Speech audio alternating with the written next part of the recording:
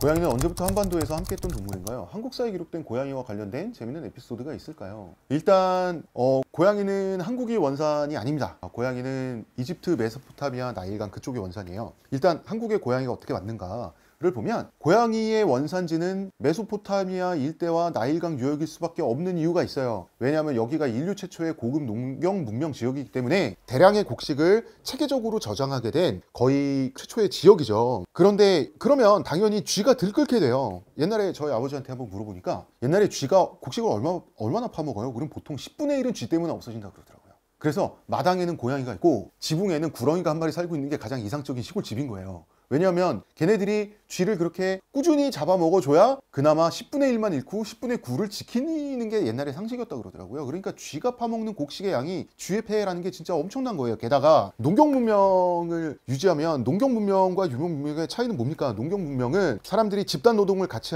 해야 되기 때문에 농경문명에서는 사람들이 마을을 형성해서 몰려 살아요. 몰려 살면 전염병에 취약해집니다. 왜? 사람들이 몰려 사니까. 그렇기 때문에 몰려 살아서 전염병에 취약해지는데 몰려 살아서 쥐가 침투하니까 쥐가 또 병을 옮기잖아요. 그러니까 이 쥐는 인류의 적이란 말이야. 적어도 농경 문명을 영위하는 사람들에게. 고양이의 직계 조상은 아프리카 들고양이인데 얘들이 쥐를 찾아서 기웃거리다가 이제 사람이 사는 데까지 온 거겠죠. 그리고 쥐를 잘 잡아먹으니까 사람들 입장에선 굿이죠. 그래서 그냥 놔두기도 하고 예뻐하기도 하고 데려다 키우기도 하고 이게 고양이가 갖추게 된 과정이에요. 그러면은 처음에 고양이인 상태로 인간의 거주지를 기웃거렸겠느냐? 아니죠. 원래는 아프리카 들고양이라고 하는 게 고양이의 원종이에요. 고양이는 전 세계의 모든 고양이는 아프리카 들고양이라고 하는 동물의 후손이에요. 그럼 아프리카 들고양이인 애들이 뭐 이집트 사람들, 뭐 수메르 사람들, 메소포타미아 사람들 이런 사람들 농사 짓는 사람들 주변에 와서 쥐도 잡아먹고 애교도 부리고 하다가 얘네가 고양이로 진화를 하게 됩니다. 현재 학설로는 사람이 고양이를 선택한 게 아니라 고양이가 사람을 선택해서 스스로 가축화가 진행되었다는 게 정설에 거의 가까워요.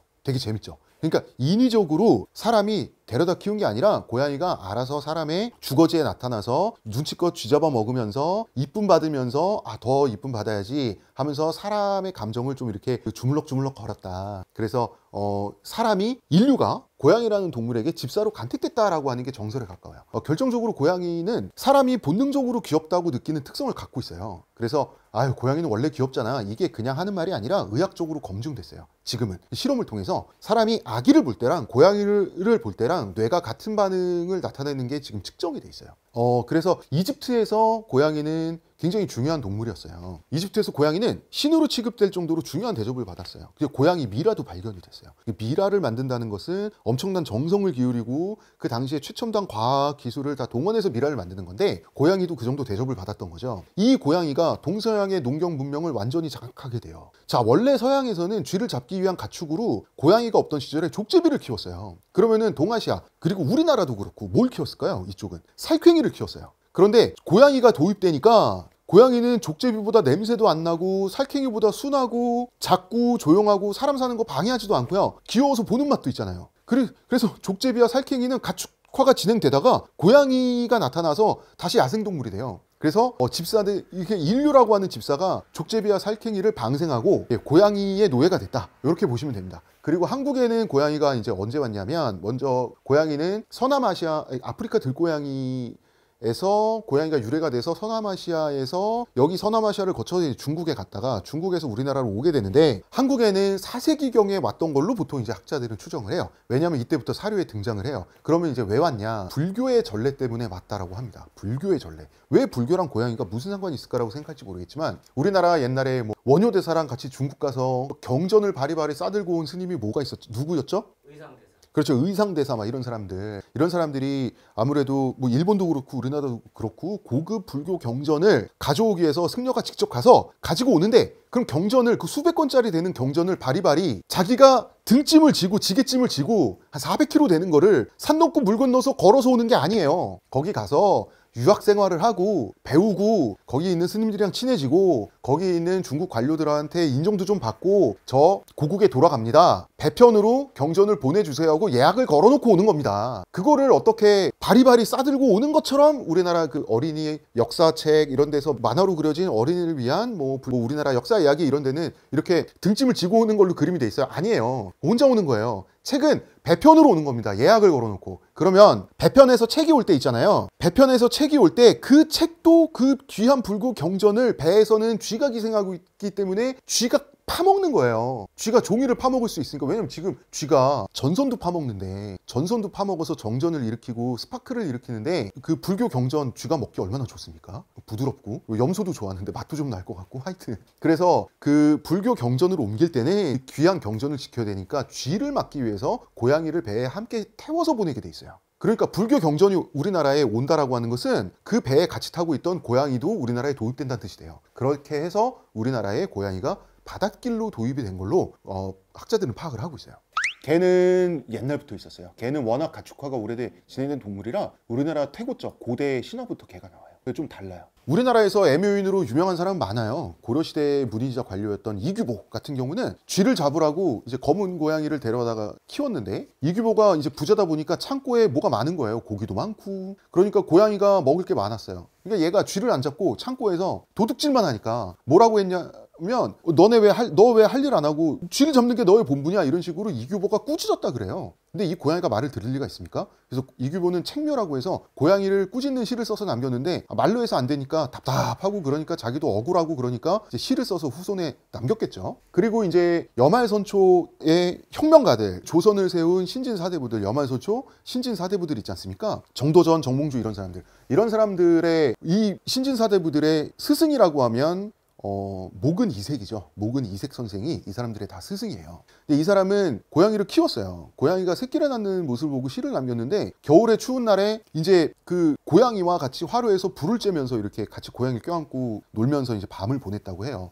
근데 이제 그래서 이색이 이 고양이의 몸을 녹여주면서 이렇게 이 고양이를 이뻐하면서 키웠다고 하는데, 이 고양이인지 다른 고양이인지 모르겠지만 얌고양이가 임신을 해서 새끼를 낳는데 밤에 자다 말고 고양이 출산을 보면서 돌봤다 그래요. 그래서 고양이 가족을 키웠다고 할 수가 있는 사람이고, 웃긴 거는 이색은 개도 한 마리 키우고 있었는데 이색네 집에 강아지랑 고양이가 서로 사이가 안 좋아서 그렇게 싸웠다 그래요. 그래서 이색이 어떤 행동을 했냐, 이 두 마리를 앞에 데려다 놓고 너네 왜 친하게 안 지내냐 하고 타일렀다는데 어떻게 됐을까요? 그래서 말을 들었을까요? 개랑 고양이가 계속 싸웠다고 합니다. 근데 이제 우리나라 옛날 사람 중에서 애묘인으로 가장 유명한 사람은 이 사람을 넘을 사람이 없죠. 조선 숙종. 그 숙종은 금손이라고 이름 붙인 고양이를 평생 예뻐한 걸로 유명한데, 원래는 금손이의 엄마를 먼저 키웠어요. 금손이의 엄마 이름이 또 금덕이에요. 이제 이제 황금알째 금자다 보니까 사람들은 추정하기를 분명히 이 노랑둥이다. 얘는 분명히 이 노란 고양이다라고, 치즈탭이라고 하는데, 애묘인들끼리 용어로 노란 고양이다라고 하는데, 조선왕조실록은 순수 한자로만 기록되기 때문에 금손이라고 하는 것은 손자,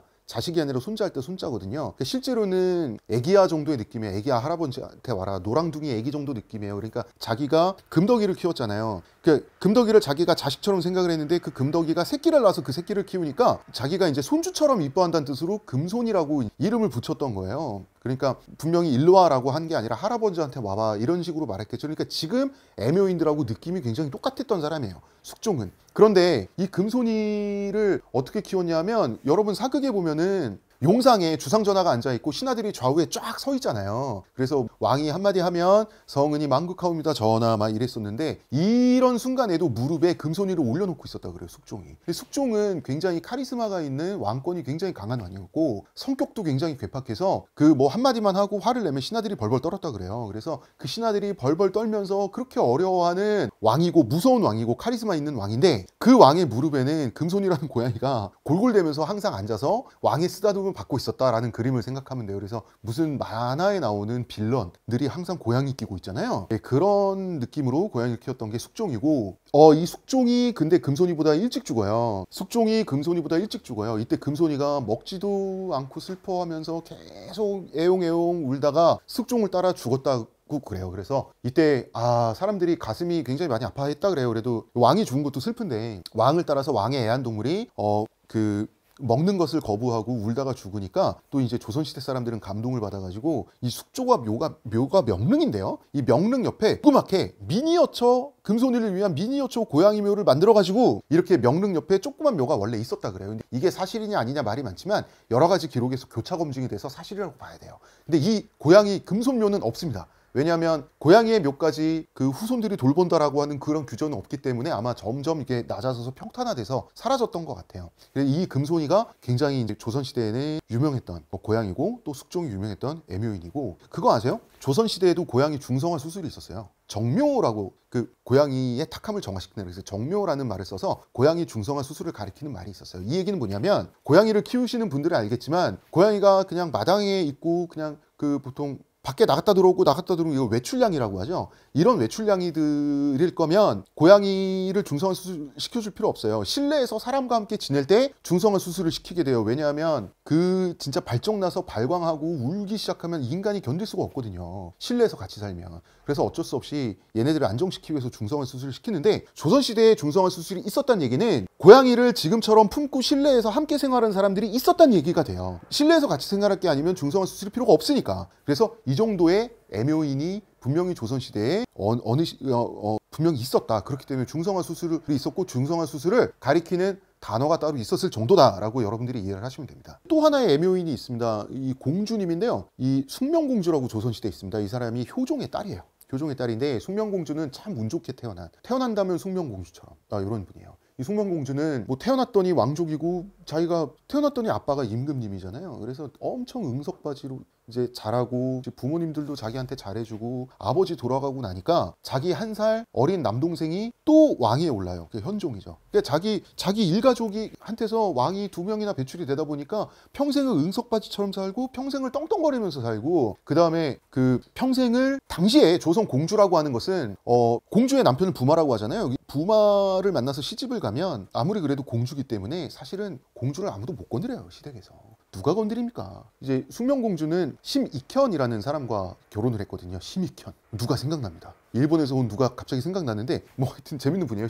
하필이면 남편 이름도 심익현이라는 사람이랑 결혼을 해서 이제 시집을 가는데, 시집을 갈 때 고양이를 끼고 갔어요. 자기 애완동물을, 자기가 키우던 고양이를 끼고 가가지고, 이것 때문에 궁궐에서 말이 많았으니까 부모님한테 맨날 혼났어요. 그 왕이랑 왕비님, 주상전하와 자기 부모님 왕후마마에게 맨날 혼났어요. 뭐라고 혼났냐면, 그 고양이 좀 그냥 집안일 좀 해라. 나중에는 이제 효종이 편지를 보냅니다. 어떻게 보내냐면, 너는 시집을 가면 정성을 다한다고 큰 소리 치더니, 그러니까 이렇게 큰 소리를 쳤겠죠. 정성을 다한다는 거는, 자기 뭐 음식도 할 줄 알고 신부 수업 다 받았고, 엄마 아빠 걱정하지 마세요. 나 바느질도 잘하고, 내 시댁 가면 이쁨 받을 테니까 두고 보라니까 해서 갔는데, 너는 정성을 다한다고 큰 소리 치더니 어찌하여 괴양이만 품고 있느냐. 옛날에 고양이를 괴양이라 그랬거든요. 그러니까 그 시댁에 가서 그 시집살이를 하기는커녕 신분이 공주다 보니까 고양이 품고 하루 종일 고양이랑 놀고 있었던 거예요. 그러니까 아무리 자기가 왕이고 왕비여도 이제 효종 부부가 좀 미안하다 보니까, 아무리 그래도 이제 사돈댁에 조금 눈치는 보였는지, 야, 너 일하는 척이라도 좀 해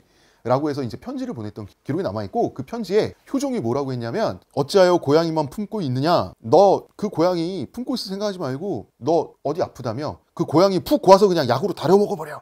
이런 식으로 이제 얘기를 하거든요. 그러니까 농담이죠. 마치 그 농담하는 방식이 요새 중산층 부녀 아버지 딸끼리 카톡하는 그런 느낌 나요. 만약에 진짜 그 고양이를 정말 약으로 다려서 고아 먹게 할 수 있는 사람이면 애초에 고양이를 애완동물을 키울 수 없었겠죠. 숙명공주가. 그런 식으로 약간 악담 비슷하게 농담을 하면서 그 부모님하고 그 딸내미가 서로 투닥거릴 수 있는 그런 집안이 또 이제 효종네 집안이었어요. 그리고 나서 아버지가 죽고 나서 남동생인 현종하고 또 친했어요. 1살 차이 남매다, 연년생 남매다 보니까. 그러니까 그 아버지 다음엔 내 남동생이야. 그러니까 이 숙명공주는 평생을 자기 하고 싶은 대로 다 하면서 이 세상의 응석바지로서 살다간 굉장히 운 좋은 애묘인이었다. 그리고 또 숙종 얘기 나왔어요, 이 말인데, 숙종 시기에 도화서, 이 궁궐 도화서 소속의 화원, 국가 공무원이 아주 그림을 잘 그려서 궁궐에 취직한 국가 공무원 정규직이 된 그 화가를 도화서 화원이라고 하잖아요.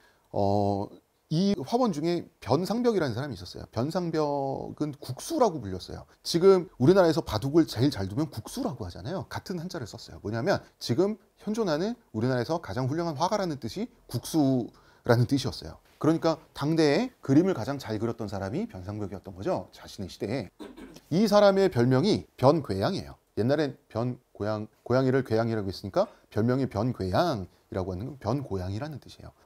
이 사람은 고양이 그림에 엄청나게 재능이 있었고 고양이 그림 그리는 걸 좋아했고 고양이 그림을 정말 잘 그렸어요. 고양이 그림을 많이 남기기도 했고 변상벽이 그린 고양이 그림이요, 에도 시대 일본에 건너가서 일본에서 당대부터 선풍적인 인기를 끌어요. 그래서 에도 시대에는 수많은 고양이 관련 일본 에도 시대 전통 시대 그림이 그려지는데, 에도 시대 일본인들이 그렸던 고양이 그림의 대부분은 변상벽이 그렸던 고양이의 디자인과 구도에 많은 영향을 받아요. 에도 시대 일본인들이 에도 시대부터 고양이를 막 좋아하고 그랬잖아요. 제가 하는 말은 뭐 국뽕을 하자는 건 아닙니다. 변상벽의 영향을 받아서 일본 사람들이 지금 고양이를 좋아한다, 이런 좀 지나친 얘기를 하려는 게 아니라 이 에도 시대 이후에 일본 사람들의 고양이 취향에 그나마 변상벽이 우리나라 조선의 화가가 일정한 영향을 끼쳤을 정도였다. 그 정도로 변상벽의 고양이 그림이 일본에 건너가서 엄청난 인기를 끌었고, 그 뒤에 고양이 그림에 있어서만큼은 그 화풍에 커다란 영향을 끼칠 정도로 한몫을 했다 정도 여러분이 알고 계시면 되겠습니다. 그래서 우리나라 사람들도 의외로 서양이나 일본 뭐 이런 나라들에 못지않게 고양이와 관련된 에피소드가 많고요. 한국도 옛날부터 예묘인들이 아주 많았다, 이렇게 보시면 되겠습니다.